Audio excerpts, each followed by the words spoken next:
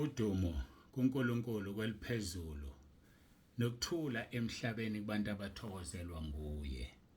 Babunze bando kubingelelayo ndlalifa izulu. Ngithi uJesu Kristu eyinkosi.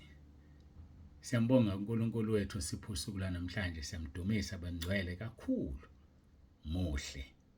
Ngiyathanda ukuthi ngixolise kulaba bakwa YouTube. Ngizwa kuthiwa inkonzo izolo inqamukile phakathi. Ivoice inqamukile ivoice kwaqhubeka isithombe sodwa. Ngiyaxolisa kakhulu. Bengiqala ukusebenzisa ama mic ebengiwasebenzisa izolo njengoba ngishilo ukuthi abedeliver ngoLesibili bengiwa-odile. Njengamanje ngiyayionisa le mic ayifuni uku-ona kanti iphuma kwi-charger kade ngiyichargile. Ngiyayionisa ayivumi. Izolo ngibi-onile. Ngaqala ke ngarekhoda bengazi ukuthi kanti kuzonqamuka. So njengamanje ke sengithatha isikhathi ngiyayionisa iphuma kwi-charger ayivumi uku-ona. So sengivele ngabeka eceleni ke konke nomxolela manje ngangizwa kahle lapho ku YouTube ngoba umzalwane waqala wangithengela, inkosi imbusise kakhulu. Waqala wangithengela wathi angizwakali kahle ku YouTube. So ke yileyo kabe ngithengele yona efile. Ngase ngizi-odela ke le ngiyi-odile hayi yanqaba ivuma ukusebenza. Hayike nokho uNkulunkulu wethu siyambonga, siyamthanda ngoba ngitsheliwe izolo ngase ngicela ukuthi bafake-ke isithombe nje ukuze ikwazi ukungena ngoba ama-VN odwa awangeni ku YouTube, kwafanele iphelezelwe isithombe-ke ukuze ingene as if i-video noma-ke bekukhuluma mina kodwa kunesithombe nje. Ngiyaxolisa kakhulu.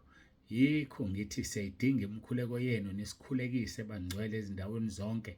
USathane uyalwa ngendlela emangalisayo, uyalwa. Qinani bafundise emabhrentshini. USathane uphuma umkhankaso wokungishaya esebenzisa nina.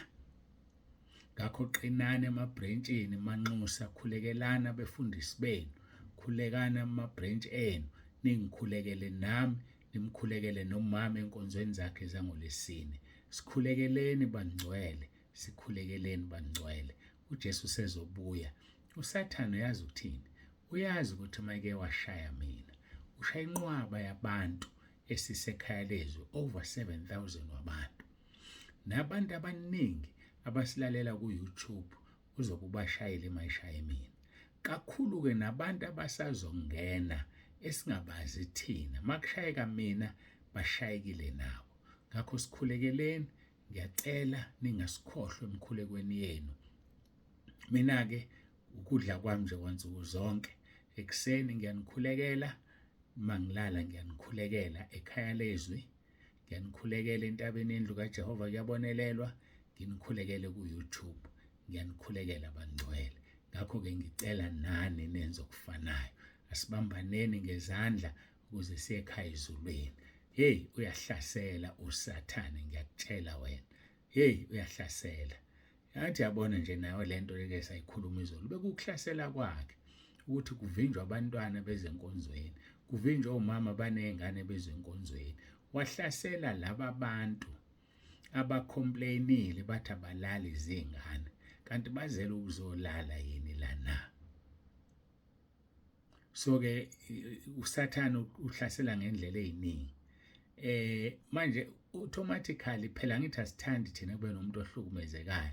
Kulula ukuthi si-acte kanti sesiphambana nezwi ngoba sicabangela othe uhlukumezekile. Siyambonga uNkulunkulu okukhulumayo nowambulayo, athinte nabantwana bakhe kubonakale okungafanele kwenzeke. Siyambonga uNkulunkulu kakhulu ngani nonke. Siyambonga, siyamdumisa. Ngifuna ukugcizelela nje ukuthi hayi yona le nqola ngeke isahlehla futhi ngeke isafa. Hayi yabona leli bandla ngeke lisafa. Yabona ekhaya lezwi ngeke life. Ngisho ngafa mina manje ngeke kodwa lisafa ikhaya lezwi. Lo mlilo okhelekile akusono wami wasekhaya ezulwini. Wathi uJesu nginqanela kangakanani ukuthi lo mlilo engiwuzele emhlabeni ngabe sewokhelekile.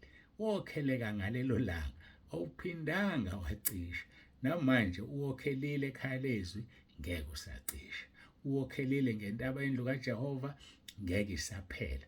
ofisa iphele uyadlala nje, hayi uyadlala nje ofisa iphele, ngeke isaphela. Siyambonga uNkulunkulu wethu kakhulu ngakho konke lokho. Kakhulu ngibonga imikhuleko yenu enisithwele ngayo, ngoba ngaphandle kwemikhuleko ngeke kulunge lutho. Siyambonga uNkulunkulu wethu. Asibambaneni bangcwele, noma ngabe kwelinye ibandla ukho entabeni endlu kaJehova, asibambaneni ngomkhuleko, siwumzimba kaKristu, siyinto eyodwa. Ingani nami isibongo sami wakwaNsibande, nawe wakwaMkhize, noma wakwaMthalane, noma wakwabane, kodwa ekugcineni singabantwana bakaNkulunkulu. Akusho lutho ukuthi ukwakwabani, nemabandla-ke akusho lutho ukuthi ukhonza kuliphi. Asibambaneni bangcwele, silwe nesitha sethu uSathane. Sihamba njengebhubesi, siyabhodla, sifune sizomgwenya. Lithizwe masibelane naye siqinile ekukholweni. Ngeke sikwazi ukumelana naye if we are divided.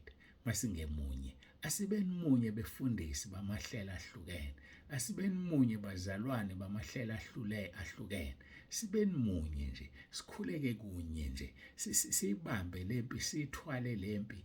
Umhlaba singawugimba icela, siwudlele inkosi yethu Jesu Kristu. Ngibonga abefundisi abangenayo nabangenisiwe. Bafowethu, iyodwa into esiyenzayo la, silwa nesithu uSathane. Asibandlululani, siyanamukela befundisi, siyanamukela abazalwane bamahlela ahlukene. Uma usekhaya lezwi, ikhaya lezwi lihlanganisa amabandla amaningi. Ngiphinde ngichaze lento, sisebenzisa i-emblem yebandla ukuthi uyisentabeni yendlu kaJehova kuyabonelela. Kodwa uma usegroupini akusho ukuthi usentabeni, cha, usegroupini wena. So ke groupini sihlangene sonke. Inhloso yami ukusebenzisa i-emblem yasentabeni, ngizama ukuthi ibandla laziwe, ngiyali-advertise ngekhaya lezwi, laziwe endaweni eziningi. Kodwa siyikhaya lezwi sisonke ngoba sihlanganiswe yizwi likaNkulunkulu, sihlanganiswe ulizwi, singamabandla ahlukeneyo. Nabefundisi aba-over 600 bala zonke izikhundla, odokotela bezwi, ababhishobhi, o-arch, kukhona abaphostoli, abaprofeti, abavangeli, kukhona lonke uhlobo ngezikhundla ezihlukeneyo. Kodwa sonke sithobile, silalele, siyafunda ukuthi yini siphathelwe uNkulunkulu namhlanje. Esebenzisa leli zwi nami ngiyalalela. Siyambonga uNkulunkulu endaweni zonke, namukelekile. Ngiyacela ulethe omunye, ulethe abanye ufisa ukubaletha. Abanye abafundisi bafake amabandla abo la ekhaya lezwi ukuze kwenziwe into eyodwa efanayo. Abanye abazalwane bafaka abefundisi babo, athi umfundisi wami uzongilalelisa la. Inkulu indaba inekhaya lezwi. Angena umfundisi alalele, akhomente, abonge, athi umfundisi wangisiza mzalwane. Hayi omunye-ke ucala ihlangana uyaphuma, ngeke sisho lutho. Hayi ngeke sisho lutho ngoba nami akukhona kwami, kungokaNkulunkulu. KungokaNkulunkulu, uyena wathi ngiyakhe le group. Ngeke ikhule igroup izibe over 7,000 kweyomuntu. Umuntu ubabambe ngani laba bantu? Cha, baba nje umoya ongcwele ngoba sikhuluma izwi elihamba nomoya kaNkulunkulu. Ngiyabonga. Ngicela siguqe sikhuleke, simbonge uNkulunkulu wethu bese silalela lokho asipha khona namhlanje, isinkwa sosuku. uJesu Kristu inkosi.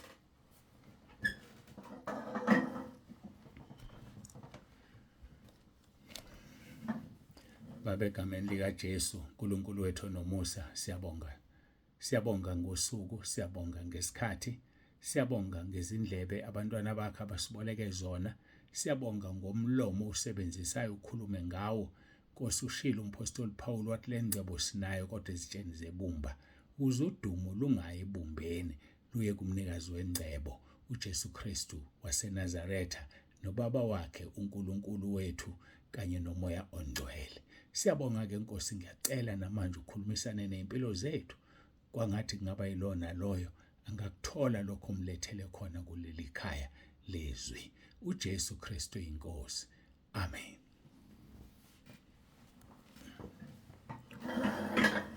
Siyambonga-ke kakhulu uNkulunkulu wethu bangcwele, siyamdumisa.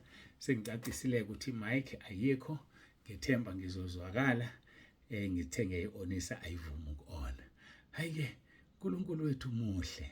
Sikhuluma ke la ngomkhuleko wenkosi yethu uJesu John 17 ezikhulekela yena, ekhulekela abafundi bakhe eze akhulekele nabakholwayo. Lapho nathi ke singena khona ngoba sasingekho ngalesa sikhathi kodwa sangena emkhulekweni. Sifunda kuverse 1 no verse 2. Siqedile ke bazalwane ngoJohn chapter 12. Besikade sigijima no chapter 12 sizama ukucacisa lento elapha ku verse 1 ka chapter 17. Ake simfunde ku chapter 17 verse 1 and 2. uJesu wakhuluma lokho wayesephakamisela amehlo akhe ezulwini wathi, Baba, isikhathi esifikile, khazimulisa indodana yakho ukuze indodana ikukhazimulise wena. Verse number 2, njengalokhu iphila amandla phezu kwenyama yonke ukuba bonke oyiphe bona ibaphe ukuphila okuphakade. Siqedile ke ngoverse 1 sicacisa ukuthi isikhathi sifikile, sicacisa ukuthi uJesu kumele ukukhazinyuliswa, sicacisa ukuthi uthe uma esekhazinyulisiwe, uma esephakanyiswa uzobadonsa abamkhonzayo. Sicacisile ukuthi ukuphakanyiswa kungokwenzani. Singena ku verse 2 othi, njengalokhu iphila amandla phezu kwenyama yonke ukuba bonke oyiphe bona ibaphe ukuphila okuphakade. uJesu uphiwa amandla phezu kwenyama yonke ukuba laba kabanikeziwe uNkulunkulu Baba abaphe ukuphila okuphakade. Awukho futhi umsebenzi wakhe omkhulu ukuthi enze sure ukuthi laba kabanikeziwe ubaphe ukuphila okuphakade. Uthi ke uphiwe amandla. Iphiwe amandla le ndoda. Ukuphiwa kwakhe amandla sizobheka lapha kuMathewu 28 ngoba phela sichaza izwi ngokuvula elinye bese lichaza kangcono. Uthi ke uJesu kuMathewu 28 verse 18, uJesu wasondela wakhuluma kubo, isisha abafundi bakhe, wakhuluma kubo wathi, ngiphiwe amandla onke ezulwini nasemhlabeni. Ukhumbula wakhulume lawa mazwi esezonyuselwe ezulwini. Wafike washaywa, wabethelwa, wafa, wavuka ngosuku lwesithathu. Emva wasehlala izinsuku ezingama-40 ezulwini ebuye emhlabeni eze kubafundi bakhe ecommute nje lokho enza kanjalo kwaze kwaphela izinsuku ezingama-40.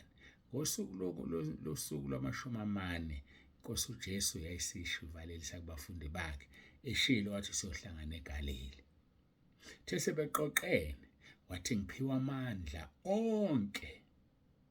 Yazayi khona ancishwa wona onke, kusho ukuthi uNkulunkulu Baba wadlulisa everything to his son uJesu Kristu inkosi yethu. Ngiphiwa amandla onke ezulwini nasemhlabeni. Uma ephiwa amandla kuJesu yamangalisa ngoba noma yini ewukubusa okukhona kuleli nakwelizayo kuphansi kaJesu. Amagunya onke aphansi kaJesu. Ukubusa konke kusekuyena. Kazumulo yonke ingeyakhe. Ingakho enikezwe igama elinamandla kunamagama onke aphathwa kuleli izwe nakwelizayo. Onke nje amagama elakhe linamandla. Ukulinge phela ubiza ingelosi enkulu Gabriel uthi ngegama lika Gabriel madimoni phumani, azokuhleka nje. Uthi ngegama lika Michael ingelosi enkulu ebhekene nezokulwa uzokuhleka nje. Phela khona ingelosi ezinkulu, khona ebhekene nokulwa, khona ebhekene nemibiko. Khumbula uGabriel ehambisa imibiko okuzalwa kaJesu, hambisa umbiko wokuzalwa kaJohane uMbhapatisi kuElizabeth nakuyise lo nakho ngimkhohlwa samthola lapha kuMathewu. So ke uZakhariya. So ke uma ehambisa ke umbiko uNkulunkulu uthuma uGabriel. Uma sekufanele kuliwe uthuma isosha lakhe elikhulu kunawonke uMikhayeli. Hayi indodana uJesu vele wanikwa amandla nje yena. Unikwa amandla yena onke ezulwini nasemhlabeni. Ingakho masibiza igama lakhe konke kuyaguqa. Kuguqa ezulwini, kuguqa emhlabeni, kuguqe nangaphansi komhlaba. Uma nje silibizile sathi uJesu Kristu inkosi, salivuma, samvuma ukuthi uyinkosi, sikuguqile konke. Kukodwa nokufanele ukwenze, vuma ngomlomo wakho, njengoba baseRoma 10 besho uverse 9. Uma uvuma ngomlomo wakho ukuthi uJesu uyinkosi, ukholwe enhlizweni yakho ukuthi uNkulunkulu wamvusa kwabafileyo, uzosindiswa. That is simple salvation. Khuluma ngomlomo ukuthi uJesu uyinkosi, vuma. Bese uyakholwa ukuthi uNkulunkulu wamvusa uJesu kwabafileyo, sekuphelile. Salvation is over and salvation is done and complete. So ke uma wenze njalo uzongena ugijima ezulwini. Kodwa ke uma udalela ukuphila insindiso, vuma phela izono zakho. Izono ziyavunywa. Athi amaHubo 32 verse 1 ngithi no 2, ubusisiwe umuntu oziphambeko zakhe zithethelelwe. Ubusisiwe umuntu obubi bakhe busitshekelwe. Abusitshekele ungavumile, vuma. Izakha 28 verse 13, ofihla isiphambeko sakhe akayikuphumelela, kodwa ozivumayo azishiye uyena othola umusa. Vuma ngomlomo wakho, confess your sins. Vuma izono zakho, uzothethelelwa, ngoba yena ulungile ukuba sithethelele kukho konke ukungalungi kwethu. Ulungile. Ngakho ke uphiwe amandla onke ezulwini, onke emhlabeni. Akhona into eyodwa emhlabeni enamandla ngaphezulu kwakhe. So ke athi kuJohn 14:14, noma yini niyakuyicela egameni lami nizoyenzelwa, noma yini celani ubaba uzonenzela, ngoba nisebenze bani? Igama lami. Amazwi kaJesu lawo, amazwi akhe. KuMathewu 19 verse 26 uthi okungenzeki kithina abantu kuyena kuyenzeka. Kuyena kuyenzeka. Asikho isimo esingaphezulu kwakhe, ngoba konke kudalelwe yena, kudalwe nguye, kwadalelwa yena ulizwi. So yonke into ingaphansi kwakhe. Ingakho emva kokufa kwakhe engakavuki waye esihogweni wayolanda ihluthulelo zokufa nezehayidesi. Ingakho ke ehlala athatha abantu ayobakhombisa isihogo, ngoba unezihluthulelo zakhona. Uhlala athatha abantu ayobakhombisa izulu, ngoba nezakhona zikuyena, ngoba phela uyena indlela neqiniso esiya ngaye kuBaba. Bona ngeke ungene ezulwini ngaphandle kaJesu. Ngisho esihogweni uqobo, ngeke ungene esihogweni ngaphandle kaJesu, ngoba ikhiye zakhona zikuyena. So uyena ozokwenza sure ukuthi ngoba ulalela izwi lakho esihogweni wena. Awulalela ngithi, awufuni ukwenza izwi lakho ngithi, uyahleba, ugxeka abanye abantu, uyacomplain, uyakhonona ngakho konke. Abazalwane abakhononayo, abahlukana abazalwa nokukhonona. Kade sikhuluma ngokukhonona nje izolo, ukuthi abantu bakhonona bathi abalali izingane. Nabo bake baba izingane, bayenza lento eyenziwa izingane. Bayacomplain. Qaphela-ke, ngicaphuna ilizwi, ngaliquote, lisobala izwi, lithini izwi likaNkulunkulu? Uthi uJesu ngomlomo wakhe, vumelana abantwana beze kimi ningabanqabeli, ngoba umbuso wezulu ungowalabo abavumela abantwana. So ke ngiphendukile ngacela uxolo. Ingakho ngigcizelela, phenduka nawe uma wakusho lokho, wathi anilale izingane. Ayiphenduka mntaka baba, sizile hotela la. Sizofuna uNkulunkulu. Uma kukhuleka ebusuku, vuka ukhuleke nawe. Kanti wena unamuphi umoya ongawufuni umkhuleko? Unamuphi umoya wena ongawufuni umkhuleko? Imuphi umoya nawo? Hayi, angidlule la. ngoba ngiyabona ngizoze ngisho kuningi. Uthi uJesu ngiphiwa amandla ezulwini nasemhlabeni. Ngapha sisuka kuverse 2 kaJohn 17 othi njengalokhu uyiphila amandla phezu kwenyama yonke. Uyiphila amandla phezu kwenyama yonke. Phezu kwenyama yonke ngisho ukuthi iyagula leyo nyama, uphiwa amandla phezu kwayo. Wathi into umkhwekazi kaPetru nomkhuhlane esahamba emhlabeni, uJesu wasuka umkhuhlane. Khala nawe ucela itouch yakhe, acela akuthinte zisuke izinto. Hayi uzokuthinta zisuke futhi. Azithumele esihogweni njengoba wathumela amadimoni engulubeni. Hayi uyathumela la ithanda ukuthumela khona ngoba uphiwa amandla onke ezulwini nasemhlabeni. Sizoqhubeka ke ngosuku lwakusasa ngokugcinwa inkosi. Kodwa ngiyabonga ukuthi ungibolekile indlebe yakho. Ngiyacela wena ku YouTube subscribe, ulike ipage. Wena ku YouTube ngiyacela ukuthi uma uthanda ngene ekhaya lezwi, uzoyithola inamba lapho. Ngene ekhaya lezwi ngoba kunezinto ezibuye zixoxeke ekhaya lezwi zingafiki ku YouTube. Kodwa siyabonga nje ukuba nawe. uNkulunkulu akugcine, uNkulunkulu akubusise, uJesu Kristu inkosi. Ngiyacela sikhuleke.